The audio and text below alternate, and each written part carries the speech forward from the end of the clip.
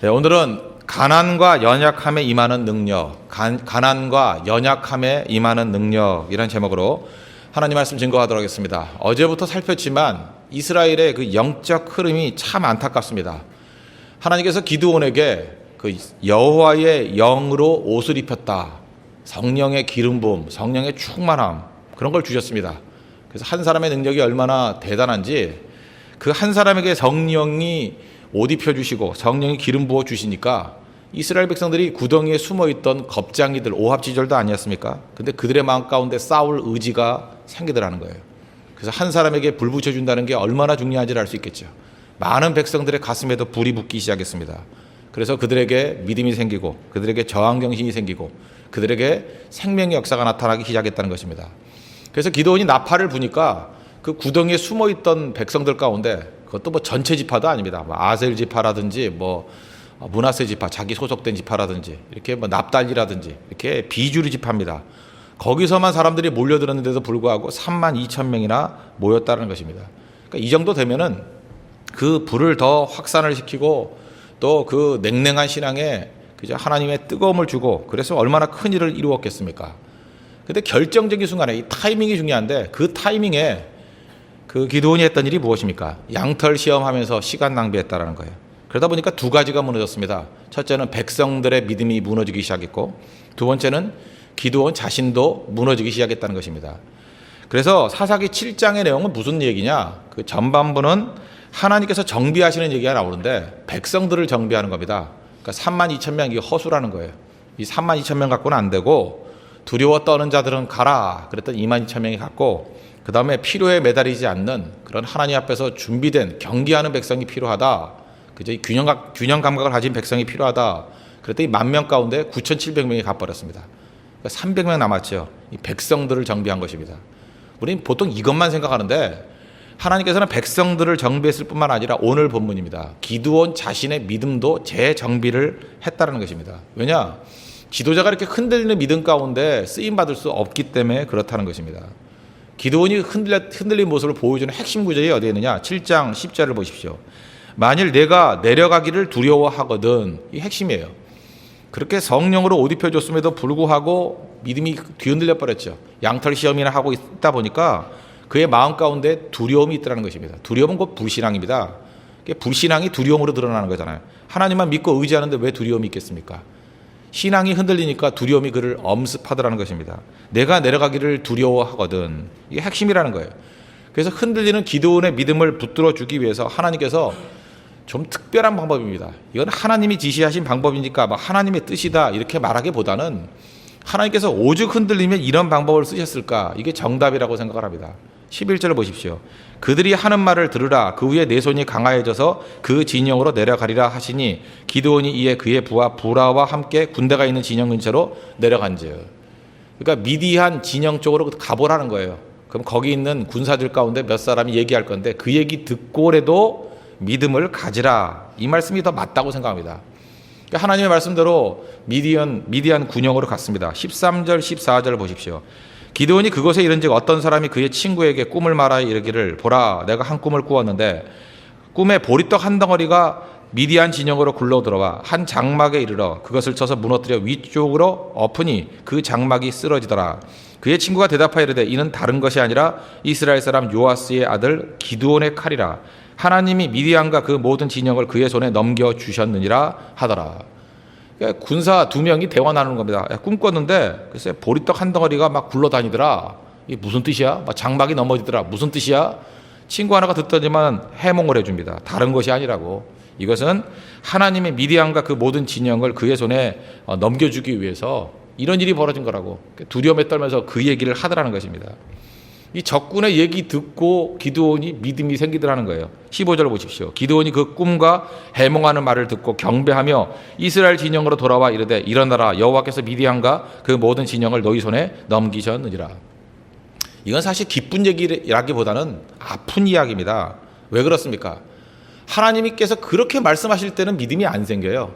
그죠? 하나님 말씀으로 믿음이 안 생기니까 그 적군의 이야기, 꿈 이야기, 뭐 해몽 듣고 난 다음에 믿음이 생기더라. 이게 정상적인 믿음입니까? 제가 볼 때 기드온은 이런 정도의 믿음밖에 없는 사람이었다는 것입니다. 이건 저질 믿음이고 저질 신앙이다. 이렇게 말해도 틀리지 않더라는 것입니다.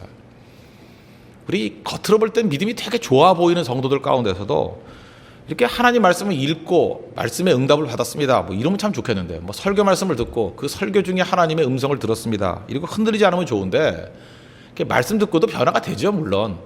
근데 종종 그 엉뚱한 소리를 해요.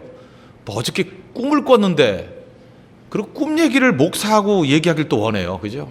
부끄러운지도 모르고, 자기 꿈이 틀려본 적이 없다느니, 뭐 어저께 상서로운 꿈을 꿨다느니, 뭐 꿈 얘기합니다. 속으로 그러죠. 꿈속을 헤매고 있군. 그죠? 꿈 얘기 계속 합니다. 꿈 얘기. 물론 성경이 꿈을 통해서 우리에게 말씀하실 때가 있습니다. 이게 주로 구약입니다. 왜냐?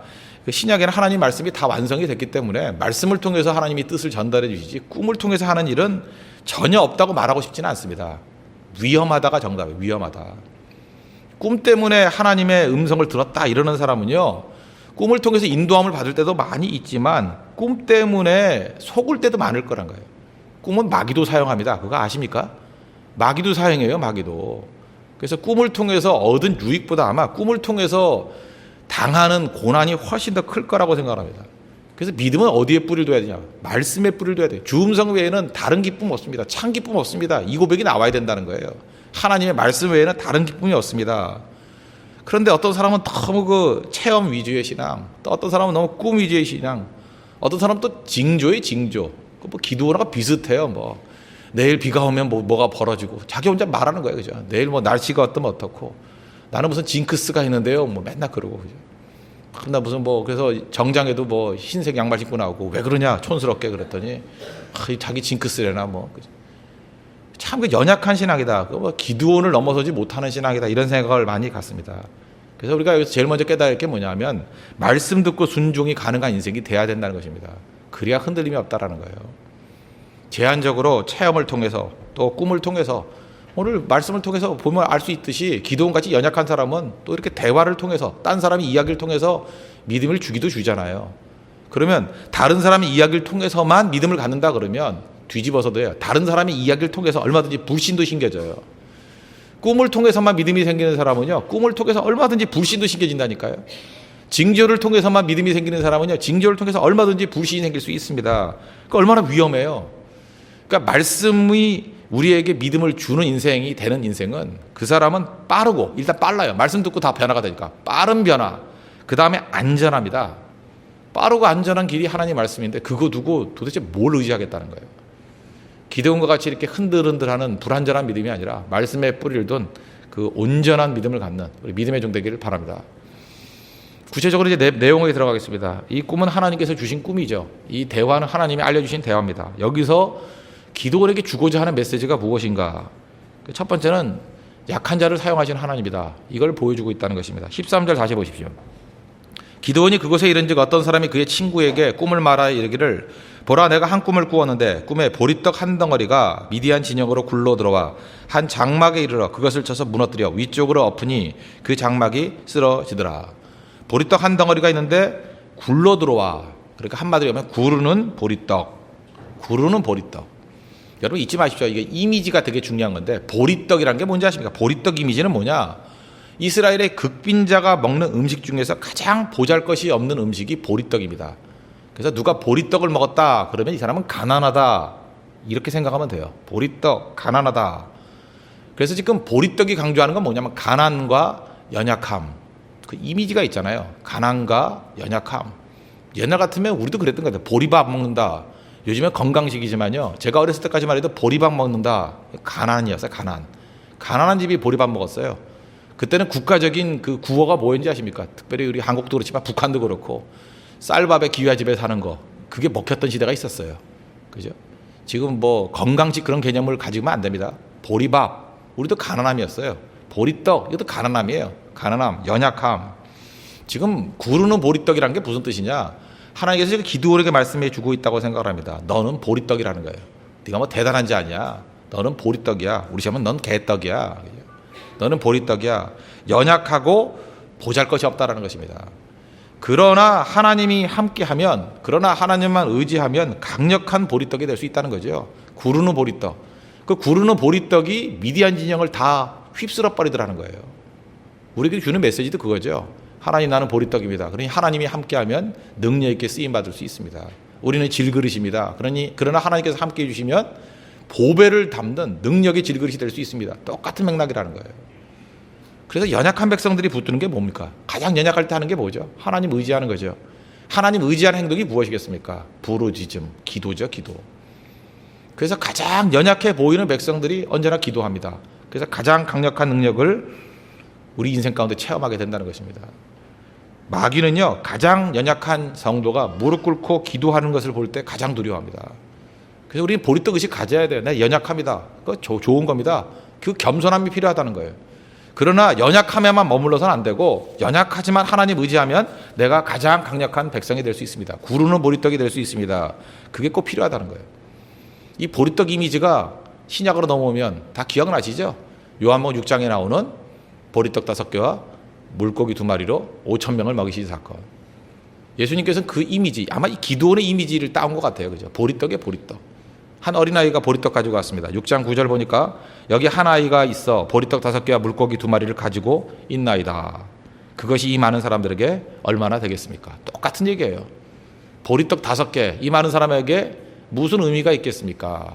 연약하지 않습니까? 너무 보잘것없지 않습니까? 근데 거기에 예수님의 능력이 임하게 되니까, 가난과 연약함 위에 하나님의 능력이 임하게 되니까 기적이 나타나잖아요. 5,000명이 먹고도 12바구니가 남는 기적이 나타나게 되더라는 것입니다. 우리 찬양도 있죠. 약한 나로 강하게. 하나님 능력이 임하면 약한 내가 강해져요. 가난한 날 부하게. 하나님의 능력이 임하게 되면 그죠? 가난한 내가 부해집니다. 눈먼 날 볼 수 있게. 눈멀어서 보이지 않는 백성들이 하나님 능력이 임하면 보이더라는 거예요. 이건 뭐 육체적인 시력뿐만 아니라 뭐 우리의 진로라든지 우리의 사업이라든지 우린 잘 안 보이잖아요. 근데 하나님의 능력이 함께하면 훤히 보이기 시작해요. 눈이 열려야 됩니다. 이게 하나님의 능력이 임하는 모습이라는 것입니다. 어제죠? 어제인 것 같네요. 제가 이게 약한 가운데 겸손하게 하나님만 의지하면 능력이 나타난다. 그런 이미지. 이분이 뭐 예수를 믿는지 안 믿는지 모르지만 이미지가 있더라고요. 그 여자 양궁이 금메달을 땄죠. 7연패라 그러대요. 올림픽 7연패. 그런데 그 해설자가 저는 그 시작부터 봤습니다. 사상 최약체다 그러더라고요. 사상 최약체다. 저도 보니까 뭐 이름도 잘 못 들어본 사람들이에요. 뭐 이름은 보배인데 성이 기시대, 기보배. 뭐 이성진, 그다음에 최현주 이렇게 3명이 단체전에 나갔는데 그런 설명을 하더라고요. 특별히 그 3명 중에 문제가 누구냐. 계속해서 그걸 암시해요. 최현주가 문제래요. 최현주가 제일 못한대요. 그래서 외신 로이터 통신도 그렇게 얘기를 했대요. 아마도 이번에 한국 여자 양궁은 우승을 못할 거다. 이유는 뭐냐? 최현주 때문에 안 된다. 아마 그런 부담감이 있어요. 최현주 때문에 안 된대. 너무 약하대요. 이유가 뭐냐? 나이 28살에 처음으로 국가대표가 됐대요. 그리고 전체 랭킹 1위가 기보배고 전 세계 랭킹 2위가 이성진인데 최현주만 랭킹 21위예요. 어떻게 이런 사람이 뽑혔느냐? 뭐 이럴 정도래요. 그리고 최현주는요, 국제대회에 나가본 적이 한 번도 없대요. 그리고 국내 대회에서 전국체전에서 최고 입상한 게 3등. 그런데 하여튼 이게 선발전에 뽑혔는가 봐요. 그죠? 그래서 최현주 때문에 안 된다. 최현주가 문제다. 최현주. 근데 진짜 하나님께서 이설교를 도와주려고 그러는지 기적이 나타났어요. 그 잘한다는 이성진은 뭐 그냥 66점밖에 못 쏘고, 그 다음에 기보배도 랭킹 1위인데 70점 쐈는데 마지막 결승전에서요, 이 최현주가 74점.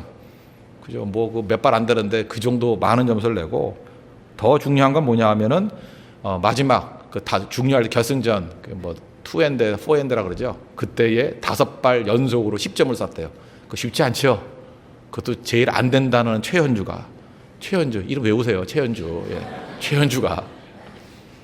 제가 볼 때 이건 굉장히 중요한 사건이라고 생각합니다. 하나님께서 우리에게 주신 것도 메시지 중에 하나예요. 가장 약하다. 어쩌면 이게 언론이 이렇게 약하다를 강조한 것도 드문 것 같아요. 거기다가 해외 통신사까지, 그죠? 로이터까지 최현주 때문에 안 된다. 그다음에 랭킹 1, 2위, 21위 벌써 차이가 나잖아요. 그런데 우승의 주역이 누구였다고요? 그 약한 최현주가 혹시 예수를 믿는 사람이라고 하면 하나님이 한가한 거겠죠. 이 사람이 예수를 믿는 사람이라고 하면 별명 붙여주고 싶어요. 너는 구르는 보리떡이라고. 그죠? 보리떡은 보리떡인데 구르고 있어요. 그죠? 옛날에 홍금보라는 그런 그 배우가 있었는데 나르는 돼지였거든요. 난 그렇게 뚱뚱한 사람 가운데 그렇게 순발력 있고 막 그런 사람 처음 봤어요. 그죠? 우리 때 그 뭐 홍콩 영화 유행할 때 아닙니까? 나르는 홍군보, 구르는 보리떡. 우리 인생이 그렇다는 거예요. 내가 아무리 부족하고 연약하다 할지라도 하나님께서 우리와 함께 해주시면 가장 약한 자가 강한 자가 될 수 있다는 것입니다. 지금 기도원에게 그런 메시지를 주신다는 거예요. 혹시라도 내가 보잘것없습니다. 내가 너무 가난합니다. 내가 연약합니다. 집에 거울이 없는 분들이 있죠. 거울 보면 낙심해가지고 내가 참 힘들게 생겼습니다. 키도 작습니다. 힘도 없습니다. 저질 체력입니다. 부족함 투성입니다. 나는 연약합니다. 거기다가 뭐 스스로가 생각할 때 난 나이까지 들었습니다. 내세울 게 없습니다. 보리떡입니다. 그 고백 좋습니다. 그러나 하나님 의지하고 나아가면 구르는 보리떡 될 수 있다는 거예요. 그 보리떡이 미디안을 깨버립니다. 하나님 앞에서 우리도 그런 그 삶의 역전을 체험하는 구르는 보리떡이 되는 은혜가 임하는 축복이 임하기를 기원합니다. 또 한 가지 메시지는 뭐냐 하면 하나님께서 이 환상 가운데 이 꿈 가운데 보여주신 게 무엇입니까? 칼로 미디안을 물리치는 게 아니라 떡으로 물리쳤다는 거예요. 이게 굉장히 또 중요한 그 의미가 있다고 생각합니다. 마귀는 말씀 먹이는 싸움에서 깨진다는 것입니다. 그러니까 우리 싸움이 무슨 싸움이 돼요? 칼 싸움이 아니라 떡 싸움이 돼야 된다는 거예요. 먹이는 싸움. 마귀는 어떻게 무너지는가? 이 중요한 메시지라는 거예요. 마귀가 어떻게 무너집니까? 미디안이 어떻게 무너졌습니까? 칼로 무너진 게 아니라 떡으로 무너졌다는 거예요. 그래서 우리 성도들은요, 그리스도로부터 생명의 떡을 공급받을 때 원수가 무너진다는 거예요. 미디안을 무너뜨린 것, 말씀을 공급하면 미디안은 무너진다는 거예요. 떡을 공급하면 무너진다는 것입니다. 우리가 보여준 중요한 메시지예요. 그래서 우리 삶 가운데 하나님 능력을 주십시오, 능력을 주십시오. 우리 그렇게 기도하죠. 능력이 뭡니까? 능력이 도대체 뭐예요? 뭐 이렇게 찌릿찌릿 와요? 예배 시간에 찌릿찌릿하고 전기 뭐 100V, 200V 이렇게 느낌이 와요? 그게 능력이라기보다는 더 중요한 게 말씀이 들리는 게 능력이에요. 말씀을 채우는 게 능력이라고요. 말씀이 들린다라는 거, 이게 안 들려본 사람들은 잘 알 거예요. 설교를 아무리 듣고 성경을 아무리 읽어도 그냥 한 장 보는 순간에 눈이 감기고 도대체 무슨 소리인지를 몰라요. 근데 어느 순간인가 말씀이 들리기 시작하고 말씀의 그 흡수 능력이 달라져요. 그게 능력이라고요. 그러면요 겸손해집니다. 그러면은 분노하지 않고 참을 능력이 생겨요. 그러면은 용서할 능력이 생겨요. 그러면요 기도할 능력이 생겨요. 그러면요 보이는 능력이 생긴다니까요. 그러면 판단력이 생겨요. 지혜가 생겨요. 능력이 뭡니까? 말씀 먹을 수 있는 능력이에요. 우리도 마찬가지죠. 건강해지기 위해서 해야 될 일이 뭐예요? 밥 잘 먹는 거 아니에요? 연약한 사람의 특징이 뭐예요? 아무리 먹으라 해도 못 먹어요. 입맛이 없대요. 그러니까 맨날 빌빌대고 맨날 쑤신다 그러고 내일 비가 올려나 보다 뭐 이러고. 그렇죠? 음식을 소화하는 능력이 건강함 아니에요? 건강함 달라고 기도 백날 한다는 게 뭐예요? 잘 먹게 해주십시오. 잘 소화시키게 해주십시오. 잘 배설하게 해주십시오. 그게 건강 아니에요? 영적으로도 마찬가지라는 것입니다. 능력을 주십시오. 뭐 다른 게 능력인지 알아요? 하나님 말씀을 먹을 수 있는 게 능력이고 말씀을 들을 수 있는 게 능력이라는 것입니다. 그럼 삶 전체가 다 변화된다는 거예요. 요한일서 2장 24절 보니까 너희는 처음부터 들은 것을 너희 안에 거하게 하라. 말씀을 우리 안에 거하게 하래요. 처음부터 들은 것을 거하게 하면 어떤 일이 벌어지냐? 처음부터 들은 것이 너희 안에 거하면 너희가 아들과 아버지 안에 거하리라. 하나님의 능력 안에 거하는 방법이 뭐라고요? 말씀 안에 거하는 거라고. 말씀이 내 안에 거하게 되면 그런 능력이 나타나기 시작한다는 것입니다. 그래서 보통 그런 얘기를 하죠. 말씀 듣기만 해도 변화됩니까? 예, 변화돼요. 듣기만 하세요. 듣기만. 들어도 변화되는 게 기독교예요. 듣기만 해도 변화되고요. 듣기만 해도 강해집니까? 예, 강해져요. 듣기만 해보세요라고요. 강해져요. 듣기만 해도요, 우리 육체도 강해져요. 듣기만 해도요, 우리 속 사람의 그 강건함이 드러난다고요. 듣기만 해도 승리합니까? 예, 승리해요. 듣기만 해도 지혜가 생깁니까? 예, 지혜 생긴다니까요. 듣기만 해도 길이 열립니까? 길이 열려요. 들어보라고요. 언제부터 길이 막혀요? 안 들리니까 길이 막히는 거라고요. 언제 패배해요? 안 들리니까 패배하는 거라고요. 언제 약해져요? 안 들리니까 약해져요. 언제 변화가 안 돼요? 죽어도 안 들려요. 변화 안 된다는 것입니다. 듣는 게 능력이라는 거예요. 사도행전 6장 7절 보니까 그 초대교회 부흥의 모습을 이렇게 묘사하고 있습니다. 하나님의 말씀이 점점 왕성하여. 제자들이 전도 열심히 했다 그런 표현 안 해요. 하나님의 말씀이 점점 왕성하여 예루살렘에 있는 제자의 수가 더 심히 많아지고 말씀이 왕성해지니까 제자의 수가 늘었대요. 3,000명이 됐대요. 5,000명이 됐대요. 심지어 제사장의 무리도 최고의 대적자들이죠. 그들도 이 도에 복종하니라. 말씀의 능력입니다. 우리는 떡으로 변화시키는 거지 칼로 변화시키는 게 아니라는 거예요. 교회가 속고 있습니다. 내게 은가금은 없거니와. 이게 교회 고백이 돼야 돼요. 우리는 은가금이 많으니까 강력한 교회야. 우리는 건물이 좋으니까 강력한 교회야. 뭐 사회에 뭐 유력한 인사들이 많으니까 좋은 교회야, 강한 교회야. 착각하고 있다는 것입니다. 교회는 검으로 되는 게 아니에요. 떡으로 되는 거지. 우리 교회는 말씀이 있어. 말씀이 들리는 성도들이 많아. 말씀으로 무장된 성도가 많아. 우리 교회 안에 말씀이 머물러 있어. 그죠? 우리 교회는 진짜 구르는 떡들이 많아. 막 말씀이 굴러다녀. 그죠? 그럴 때 그게 강력하다는 것입니다. 그러므로 기드온을 통해서 주셨던 이 떡의 메시지 잘 듣고 우리도 말씀 붙들고 승리하는 하나님의 거룩한 백성 되기를 바랍니다. 오늘 기도 제목으로 붙들어야 될 것 세 가지죠. 하나님, 꿈 가지고 남의 얘기 가지고 징조 가지고 믿음 생기는 그런 루트 막히길 원합니다. 제일 중요한 게 뭐예요? 하나님 말씀 때문에 믿음 생기길 원합니다. 꼭 기도하시고. 두 번째는 가난하고 연약한 나는 보리떡입니다. 근데 보리떡 가운데 하나님의 능력이 임하니까 구르는 보리떡이 됐습니다. 하나님이 임하니까 양궁에서 최약체라 그런 최현주가 스타 되잖아요. 스타. 하나님 연약한 가운데 하나님 능력이 임하게 해 주십시오. 세 번째 기도 제목은 하나님 우리의 싸움은 칼의 싸움이 아니라 떡의 싸움입니다. 말씀이 머무르게 해주시고 말씀 먹게 해주시고 우리 홍대세 교회가 말씀이 풍성한 교회 되게 해주십시오. 하나님 말씀이 점점 왕성해지게 해주십시오. 그러면 하나님 앞에서 많은 영혼들이 주께로 나오는 은혜 역사가 나타나기 시작한다는 것입니다. 이 말씀 붙들고 오늘 우리 삶 가운데 우리 교회 가운데 이런 풍성한 은혜가 머무르는 교회 되기를 축원합니다. 기도하겠습니다. 우리 다 같이 간구하겠습니다. 하나님 말씀 때문에 믿음 생기게 해주십시오. 가난과 연약함 위에 하나님의 능력이 임하는 구르는 보리떡 되게 해주십시오. 우리 싸움이 칼의 싸움이 아닙니다. 떡의 싸움 되도록 말씀이 머무르게 해달라고 다 같이 하나님 앞에 간구하겠습니다.